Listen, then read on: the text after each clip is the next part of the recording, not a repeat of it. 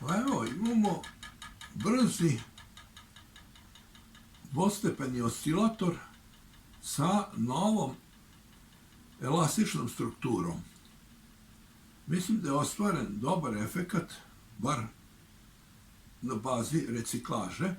Moglo bi i bolje, no vremenom će to biti. Ovo je sad samo za početak, čisto da se preispita.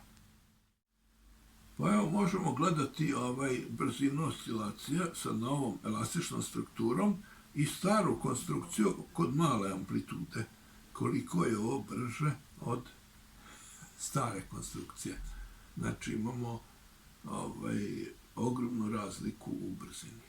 Što je jako dobro, jer ukoliko se vrši električno održavanje oscilacija, onda je to, čini mi se, puno jednostavnije ako je oscilator brz.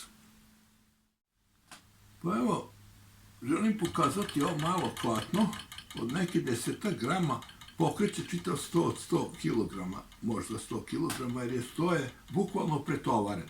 Ko bude hteo, može to i da vidi. A ta energija bi trebala sad da se usmeri, naravno ima rešenja da ne bude postolje od drveta i tako dalje, da klatno bude u nekom drugom smeru, što će se inače dati srediti. Ovo je sad primer sa elastičnim kosim klatnom.